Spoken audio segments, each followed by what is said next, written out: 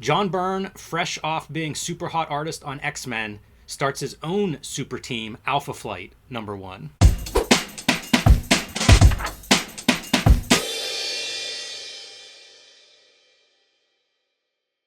Welcome to your favorite YouTube channel, Cartoonist Kayfabe. My name is Ed Piskor. I'm Jim Rugg. Alpha Flight #1 is under the microscope today. A little bit of business. I want to remind you, we have about 1,700 videos plus in our filmography right now. We might have talked about some of your favorite comics. So go to the front page of the Cartoonist Kayfabe YouTube channel, hit the magnifying glass, type in the titles for your favorite comics, check out those episodes. We're getting very close to having 100,000 subscribers on the Kayfabe channel. Thank you guys so much. Get us there quick. Subscribe to the channel, hit the bell. We have a Patreon, and the King Kayfabers on the Patreon completely mitigate the kayfabe effect by getting these videos before anybody else. And Jimmy, without further ado, let's hop into it, dude. John Byrne, Alpha Flight #1. Exploding from the pages of X-Men, like in the early in John Byrne's run, introduces these characters, the core team. I don't know, I guess it's probably after this, actually, whenever there's the Paul Smith X-Men Alpha Flight comics. Yeah, I don't know the date on that. I was even trying to figure out if Byrne goes straight from his X-Men run to this, and then also, when does he do Fantastic Four? Is it the same time as this? He does often, even when he's doing X-Men, he's doing Iron Fist comics. Yeah. Like, he always has like 3 titles going. Yeah, that's what he was known for. So I'm a little bit fuzzy on time, but Paul Smith, I think, is definitely later on after this, maybe a couple years. But I think this book sold big numbers. You could find these issues for a quarter. Yes, yeah, exactly. Like, everybody I knew that collected comics had an Alpha Flight #1, and none of us were old enough to have bought it when it came out, Right. but it was available. And I think, again, like, we were talking coming into this is 1983. Ronin is 1983. So you have, like, probably the 2 hottest young writer-artists coming out of Marvel at that time. One, Frank Miller, goes to DC and does something completely new. John Byrne comes to Alpha Flight and sort of, like, you can see it right on the cover, from the pages of X-Men. Like, let's keep this gravy train rolling. And it's much more in line of, like, this is what comics are. I'm really good at it. I'm going to do more of it. And with the new team, everybody loves that. You can hop on issue 1, and then it's like, this is my superhero team. That's a fascinating take, because you could then think about Dark Knight Returns and then the Superman miniseries. Completely. And you see the disparity of points of view. Like, clearly Miller is interested in pushing the medium. Yes. And John Byrne is interested in indulging in nostalgia. And Byrne, in later interviews, he even mentioned stuff like Alpha Flight. Alpha Flight never felt like real to him, quote unquote, because it wasn't created by Stan and Jack. So it's like something that he invented. He has equity in. I think, he's making money off of the issues that take place. When North Star turns out to have, is he gay or does he have AIDS? I think he's gay. Okay, that's the big coming out. Like, he got like a royalty or something on all the Alpha Flight comics. So this is Byrne kind of jumping in, doing his own thing. One last piece on the Miller-Byrne stuff. We read recently the interview with Rob Liefeld, and he talked about he was making comics for kids. Yeah. And I kind of feel like Byrne is making comics for kids. Yeah. And Miller's kind of making comics for, 14-year-olds, slightly older kids maybe. Right. But definitely looking in that other direction, like, Absolutely. how do we get into bookstores? How do we get this more affluent readers, i.e. older, has their own disposable income versus a kid, all in color for a dime or whatever. That's kind of the mentality that I think separates these two. Sure. And you know what? This reads great. And that's with that spirit in mind of just, here's your Stan and Jack one and done, introduce the bad guy, dispatch the bad guy. This reads perfect. Classic superhero comics. And I think Byrne has thrown his fastball, man. I think Absolutely. He's really sharp. You think this is inverted? Like, if we look at the original art, that this would be black ink? Probably. Looks and I like say it, right? that because you can see like little bits of outline that to me suggest black and reverse. Fantastic composition for the splash, and we've been going through a bunch of #1s and criticizing this stuff. Like, man, you guys ain't this is fucking boring. You are witnessing the death of a dream. Boom. I'm flipping a page. Yeah, and I agree with you completely. For a first issue, there's a lot of good stuff in here. Yeah, and man, a team book like this is like, I wonder if this is the kind of project where you have to work the issues backward, where you have your bad guy, And then you got this team, so you have the strong one has to do something with strength. You got your weather one that has to do, and you have to like work that back to the origin point. Yeah. Very verbose here. The whole comic won't be, but at points it is.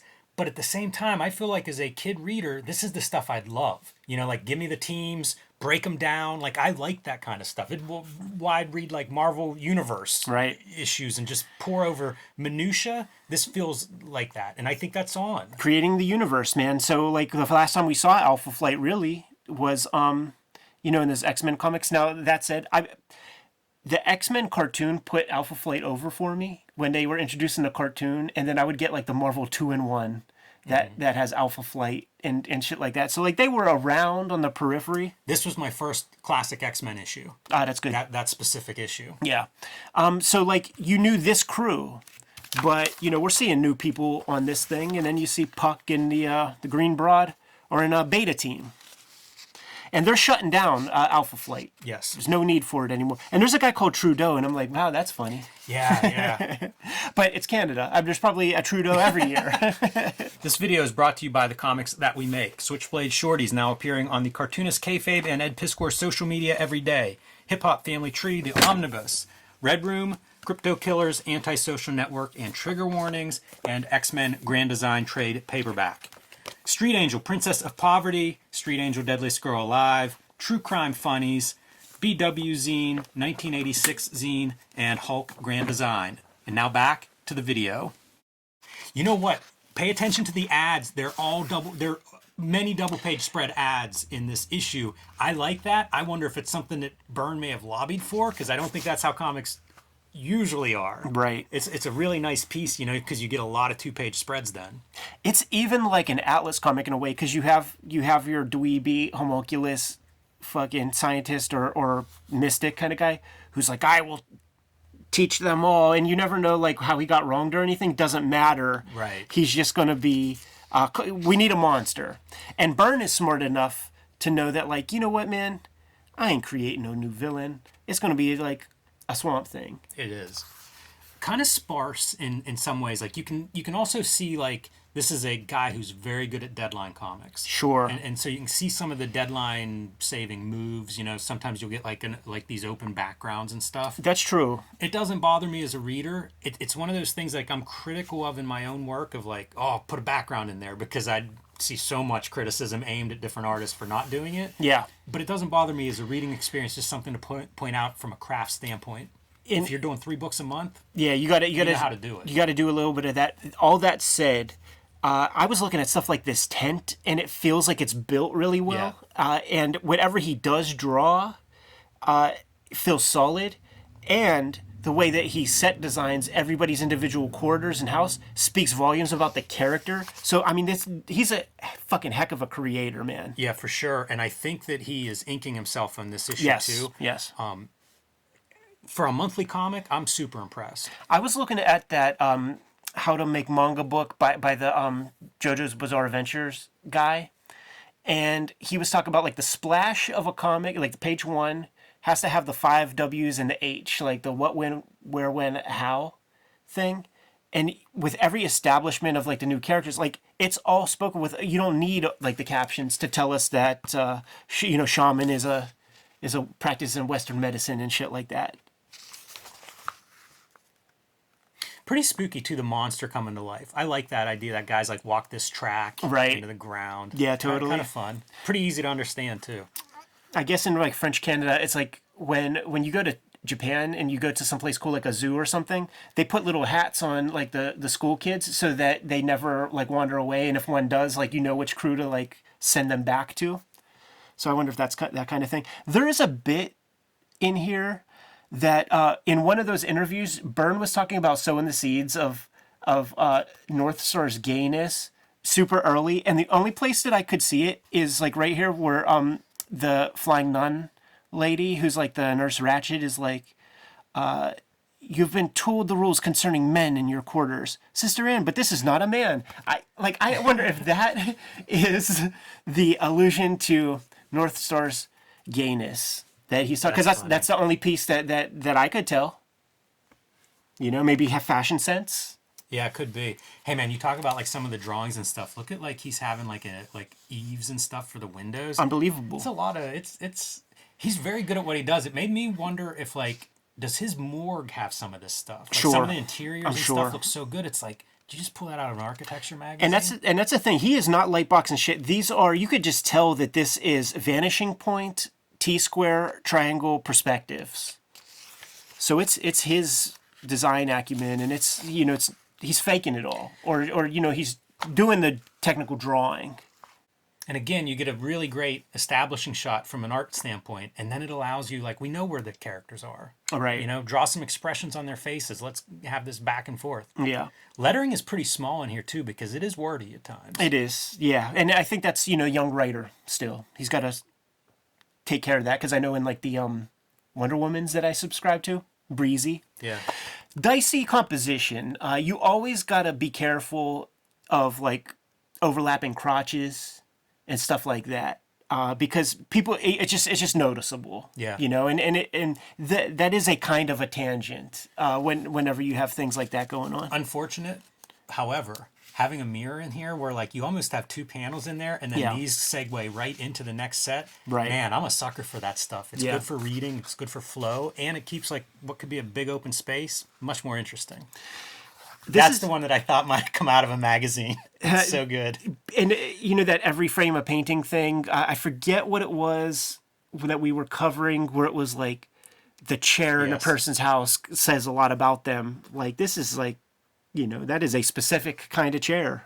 Yeah, I think that's part of why I thought too this may have come out of like an interior design magazine or something. Yeah, I don't doubt that. But That seems new. I think he looked at something, but he's building this stuff himself, and he's that guy like that will grid every panel whenever there's a perspective. He will grid every panel. The North Star thing, whenever other people start to draw it, and maybe even later when Byrne draws it, it's like it's not a cowl, it's like a helmet, solid, thick. There might be a panel in here where he takes it off and you get a look at it and it has some of that quality. Yeah. I like that choice because like, you know, it's a bucket. Right. Like you're not getting an indent for the nose. I kind of like it. It's different than most of the, you know, if you think of him as like the Canadian Captain America, let's try to do some different stuff. And I think that's a good choice. They have that little comedian from Watchmen kind of area of their house.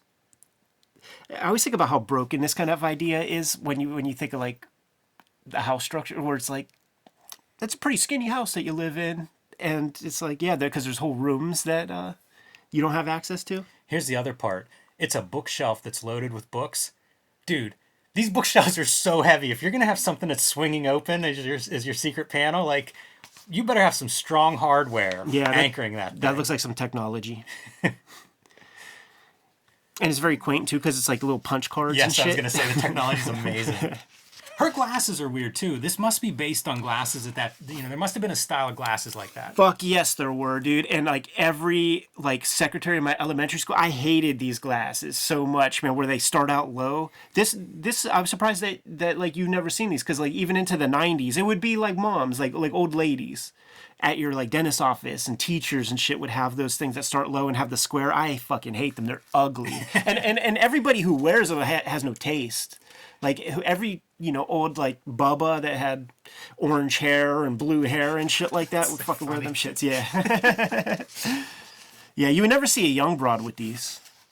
But you know what, I say that, and I bet you Linda Carter, like on Wonder Woman, I think she probably rocked them shits, man. Well, and also the way things are cyclical, it'll be the next thing of like. But it's the irony thing. It's like the Right. kids that we know wearing the Jeffrey Dahmer fucking specs, and it's like, no, they look like assholes when I was small, and you look like a fucking douchebag too. Puck, got to introduce Puck. At first, I thought this was Puck.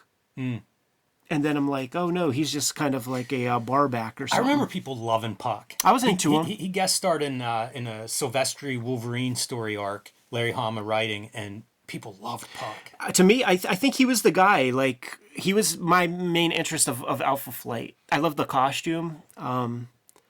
Everybody else like has their archetype, and you don't got enough, dwarfs or whatever. Sure. Little And, people. and also, bust out the circle template, man. Yeah, right here. Cartwheeling to action. Tyrion Lannister. I have to go save the day. Let me bust out the cartwheels. Yeah, because that's his thing, man. Like, he's like bouncy, like a hockey puck. Right. And then, is this girl an invention of Byrne, or does it come from like the Bill Everett Submariner comics? I don't know. I don't know, but I like her design and I like that sweater. Yeah, scaly. The I think it's called a moose neck. Yes.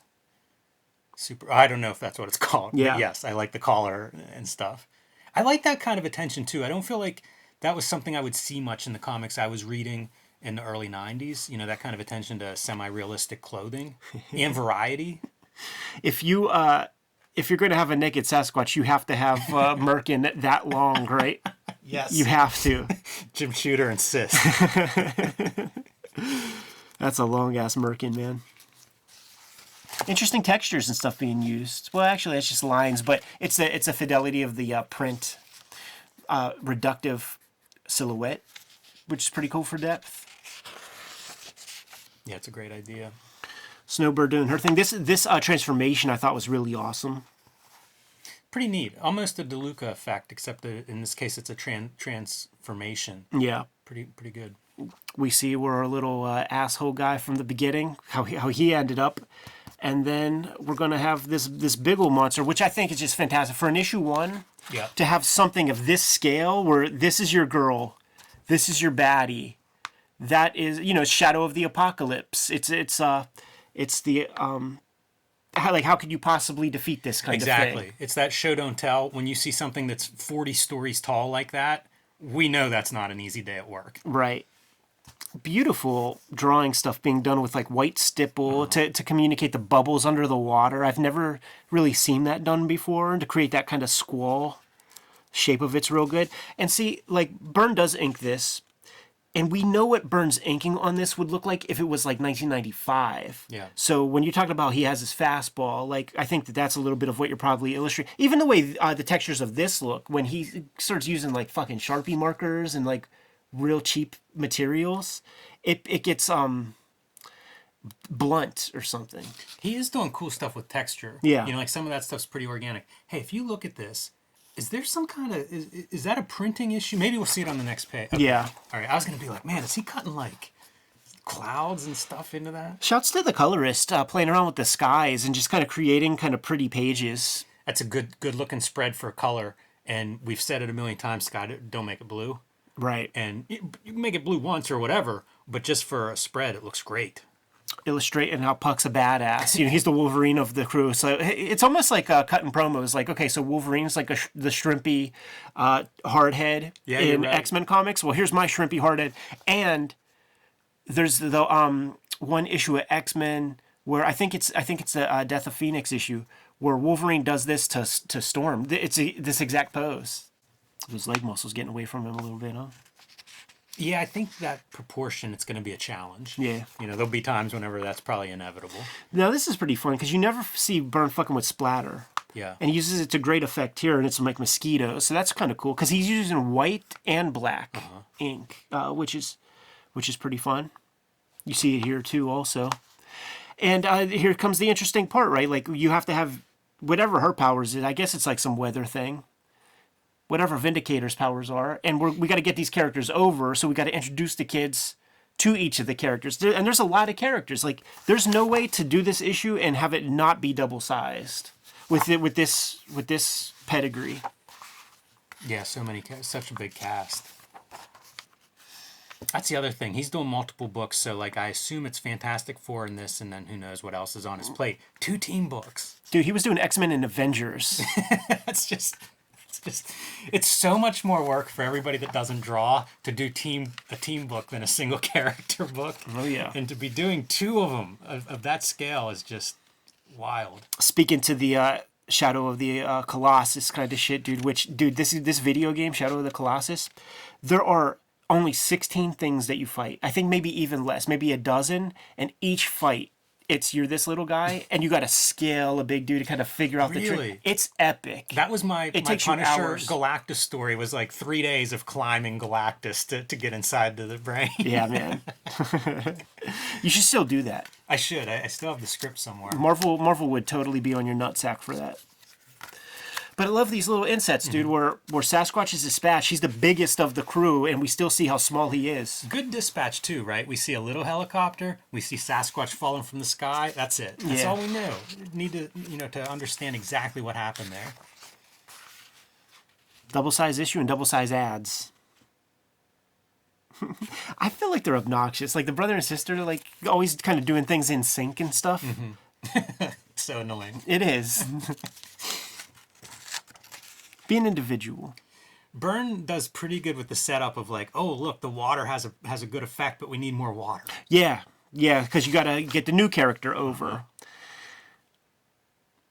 and then it becomes like a Toddle Bin, Steve Bissett, Swamp Thing page.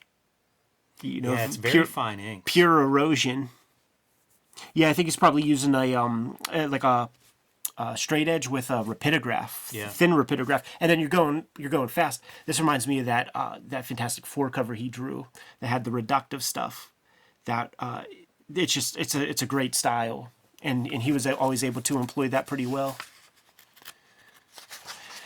And the way this story ends is Alpha Flight goes rogue. They are not a part of Department H, the Canadian government. And early on, the guy, the Trudeau guy, was like, you could be, like, what is Shaq? Oh, he's like a deputy, but like in name only kind of thing. Yeah, for honorary. Like honorary Royal Mounted Canadian Police crew. Right. And they were like, you know what? I don't know about that. I do wonder, like, I read this and I think, all right, man, we're all shacked up here. How are we paying the bills? Right. Especially now that we're kicked out of the official team. It doesn't seem like a cheap thing to be flying around, in costumes. I think Shaman is he's the sugar daddy. Somebody I think needs to be. Yeah. Compound interest. Man, and then if you are the guy, it's like, I should be the leader. Yeah. If I'm paying for this, I'm going to be in charge. Straight up, man. It definitely ain't Puck, who's just a bar back. No. Well, he probably gets some money from the feds for certain things. No, and I don't know if everybody's actually staying in this place, but I do think Puck's looking for a place to stay. He's got his bag on his shoulder. Charge him half price. Did you read through this? It's kind of a history. I did, yes. And it's kind of a history of Alpha Flight's appearances and working out certain details, what this character should be called, that kind of thing. They cropped up in Marvel 2-in-1. That's one of the Eddie P's first 100 comics. Good to go? Yes. Kayfabers, like, follow, subscribe to the YouTube channel, hit the bell so that we can notify you when new videos are available. We're getting close to 100,000 subscribers. If you haven't done so, man, make sure you subscribe to the channel. Hit whatever extra buttons are required for you to get delivered these videos so that you could be one of the earliest people on Gen Pop to get your hands on the stuff that we're talking about.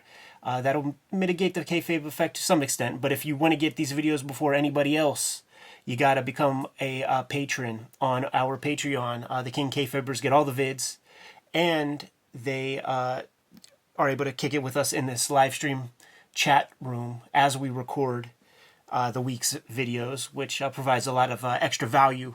Ultimately, though, the videos are brought to you by the books that we make. Jimmy, let the people know what you have.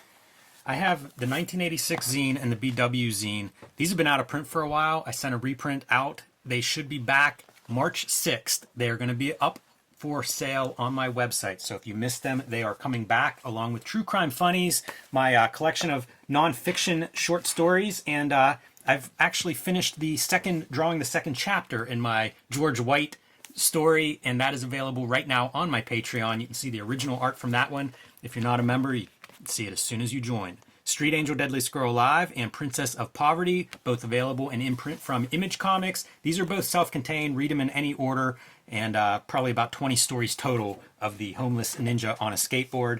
And Hulk Grand Design, Treasury Edition, sold out. Trade paperback, available for pre-orders now. So if you have not picked that up yet, do so now. Let Marvel know they need to keep these books in print. The Switchblade Shorties daily strip has been going on for since January 1st. It's on all of my social media. It's on Webtoon. It's on the Kayfabe social media streams, man. So check out my latest comics project. I'm almost actually done drawing the first book. Hip Hop Family Tree Omnibus is out there. You can find it real cheap on Amazon right now. It's like $45 up there, which is crazy. This is the best book I've made to date. Contains all of my Hip Hop Family Tree works, plus 150 pages of extras. Scoop that thing up sooner than later. There are 3 flavors of Red Room trade paperbacks. The newest one, coming at the end of February, is called Crypto Killers. Each one contains 4 complete stories. You don't need one to enjoy the other, so if Crypto Killers is your entryway, no problem. And check it out. If you dig it, then go back and read some of the other stories. And then there is the X-Men Grand Design Trilogy, which contains all of my my X-Men Grand Design work. Some of that stuff is out of print. The books are absolutely the most important thing required to keep the channel going. But there are some other ways to support the channel. Jimmy, let the people know. You can subscribe to the Cartoonist Kayfabe e-newsletter at the links below this video. You can also pick up Cartoonist Kayfabe t-shirts, merchandise, hats, mugs, stickers, and more at our spread shop. That link is also under this video. There you have it, man. Numerous ways to keep the channel rocking. Give them those marching orders, Jimmy, and we'll be on our way. Read more comics.